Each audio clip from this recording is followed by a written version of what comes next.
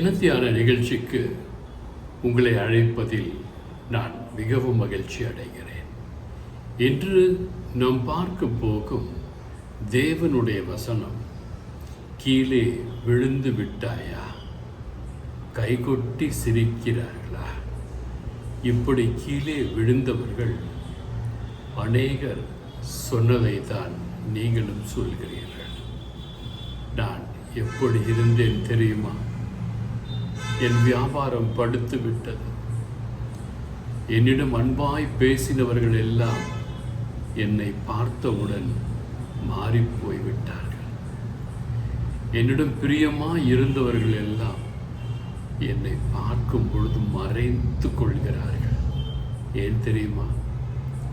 நீ கீழே விழுந்து விட்டாய். எங்கே ஏதாவது உதவி அவர்களிடத்தில் கேட்டு விடுவா என்று அவர்கள் பயந்து ஒதுங்குகிறார்கள். ஒருவேளை அவர்கள் உயர்ந்த பதவியில் இருந்திருக்கலாம், நீ கீழே விழுந்திருக்கலாம். அவர்களை பார்க்கும் பொழுது நீ அவர்களிடத்தில் ஏதாவது கேட்பாய் என்று தங்களை தாங்களே மறைத்து கொள்வார்கள். இன்னும் சிலர் தங்களை விட கீழே விழுந்து விட்டவனை பார்த்து எள்ளி நகையாடி, எங்கே இவனுக்கு நாம் ஏதாவது கொடுக்க நேரிடமோ, பேசவே வேண்டாம் என்று உங்களோடு பேச்சையே நிறுத்தி கொள்வார்கள். பேச மாட்டாங்க. ஏன்னா பேசினா நீங்கள் அவங்ககிட்ட ஏதாவது கேட்பீங்க, அவங்க வீட்டுக்கு வந்து தங்குறேன்னு சொல்லுவீங்க. வெளிநாட்டில் இருக்கிற உங்களை நான் பார்க்கலான் இருக்கேன், சுற்றுப்பயணம் வரலான் இருக்கேன்னு சொல்லுவீங்க என்று உங்களோடு பேச மறுப்பார்கள். இப்படிப்பட்டவர்கள் கீழே விழும் பொழுது ஆண்டவரும் அப்படித்தான் சொல்லுவார், உன்னை எனக்கு யார் என்று தெரியாது. ஏனென்றால் நீங்கள் யாருக்கு என்ன செய்கிறீர்களோ அது உங்களுக்கு செய்யப்படும் என்று வேதத்திலே தெளிவாக சொல்கிறது. எனவே நீங்கள் என்ன செய்ய வேண்டும் என்றால், கீழே விழுந்து விட்டாலும் பரவாயில்லை, யாரையும் பார்த்து எந்த உதவியும் கேட்டு விடாதீர்கள். ஏனென்றால் நமக்கு உதவி செய்ய ஒருவர் இருக்கிறார், அவர்தான் இயேசு கிறிஸ்து. இந்த இயேசு கிறிஸ்துவுக்கு முன்பாக உங்களை தாழ்த்தி பாருங்கள். ஆண்டவரே, நான் தவறு செய்து விட்டேன், கீழே விழுந்து விட்டேன், வாய்ப்பு தாருங்கள் ஆண்டவரே, இன்னும் ஒரு விசை ஒரு வாய்ப்பு தாருங்கள் ஆண்டவரே என்று ஆண்டவரை பார்த்து அழைத்து பாருங்கள். நிச்சயமாய் அவர் உங்களுக்கு செவி சாய்ப்பார். யாக்கோபுக்கு எழுதின புத்தகம் 4ஆம் அதிகாரம் 10ஆம் வசனம், The book of James chapter 4 verse 10 தெளிவாக சொல்கிறது, கர்த்தருக்கு முன்பாக தாழ்த்துங்கள், அப்பொழுது அவர் உங்களை உயர்த்துவார். If you humble yourself before the Lord will lift you and raise you up. இயேசுவுக்கு முன்பாக தாழ்த்துங்கள். மனிதர்களுக்கு முன்பாக உங்களை தாழ்த்துவதை விட்டு விடுங்கள். மனிதர்கள் ஏளனம் செய்பவர்கள், சத்துருக்கள் உங்களை நோக்கி படையெடுக்க வரும். உங்களை மேற்கொண்டு உங்களை மகிழ விடாமல் பார்த்து கொள்ளும். உங்களுடைய நண்பன், உங்களுடைய உறவினர், உன்னுடைய சகோதரன், சகோதரி, தாய், தந்தை வேண்டுமானாலும் உனக்கு சத்துருவாய் மாறலாம். ஆனால் உன்னை நேசிக்கின்ற ஒரு தெய்வம் உண்டு. அவர் உன்னையே நேசிக்கிறார். அவரை பார்த்து, கர்த்தாவே என்னை மேற்கொண்டு விடும் ஆண்டவரே என்று சொல்லி நீங்கள் கேட்பீர்களே, ஆனால் இந்த இயேசு உங்களை மேற்கொள்வார்.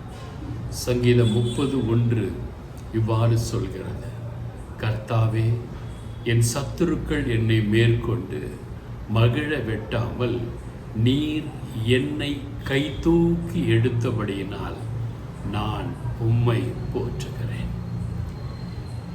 நீங்களும் கூட ஆண்டவராகிய இயேசு கிறிஸ்துவை எவ்வாறு இந்த சங்கீதத்திலே சொல்லப்பட்டிருக்கிறதோ, சொல்லி கொடுக்கப்பட்டிருக்கிறதோ அவ்வாறு நீங்களும் சொல்ல வேண்டும்.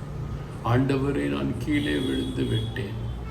என்னுடைய எதிரிகள், என்னுடைய சத்துருக்கள், என்னை துன்பப்படுத்துகிறவர்கள் என்னை மேற்கொள்ளாமல் ஆண்டவரே இருக்க உமது கையை தாரும் ஆண்டவரே, என்னை தூக்கி விடும் ஆண்டவரே என்று சொல்லித்தான் பாருங்களேன். ஆனால் ஒரு கண்டிஷன் இருக்கிறதுங்க. ஆண்டவரின் கை பரிசுத்தமான கை.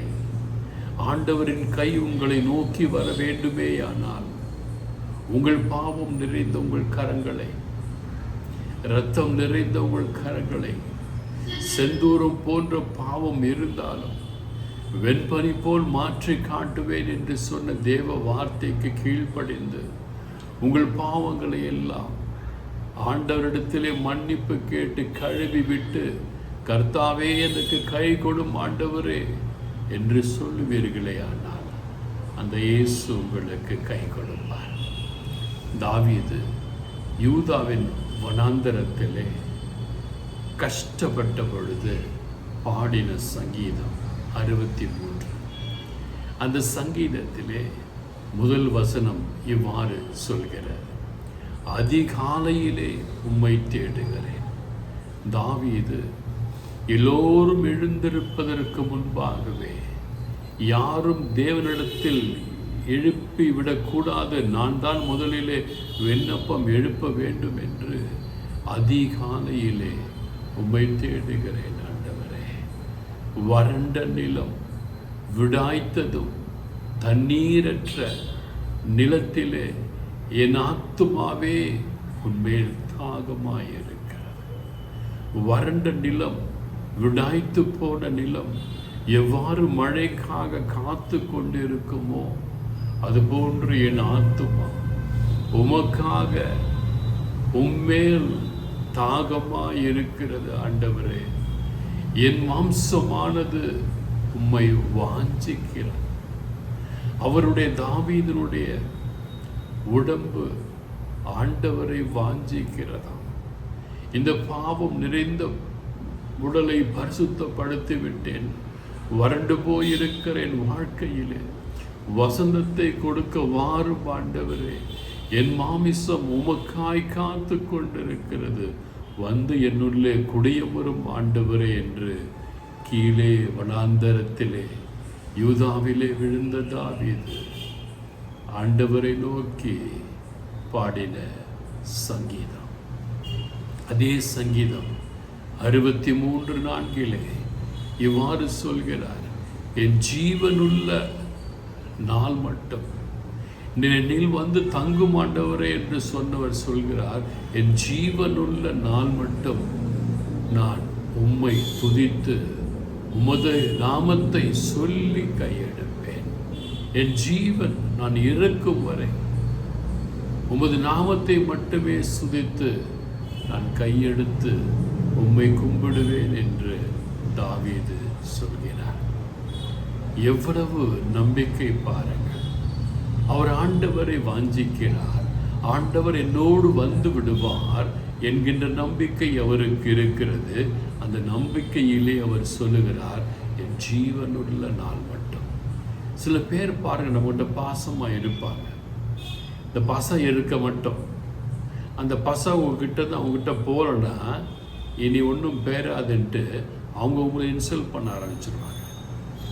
கூட பிறந்திருக்கலாம், ஏன் உங்களை பெற்று இருக்கலாம், உங்கள் மகளாக இருக்கலாம், உங்கள் மகனாக இருக்கலாம், யாராக வேணா இருக்கலாம். எல்லாம் பணம் தாங்க. ஆனால் ஒரே ஒரு தெய்வம் மட்டும்தான். இந்த பணத்திற்காக அல்ல, நீங்கள் கொடுக்கின்ற காணிக்கைக்காக அல்ல, உங்கள் குணத்திற்காக உங்கள் மேல் வாஞ்சையாக இருக்கிறார். உங்களுக்காக தன் ஜீவனை கொடுத்த இந்த இயேசு, உங்களுக்காக தன் பரிசுத்த இரத்தத்தை கொடுத்த இயேசு என்றும் கூட உங்களுக்காக காத்து கொண்டிருக்கிறார். சங்கீதம் 63:8 இவ்வாறு சொல்கிறது, உமது வலது கரம் என்னை தாங்குகிறது.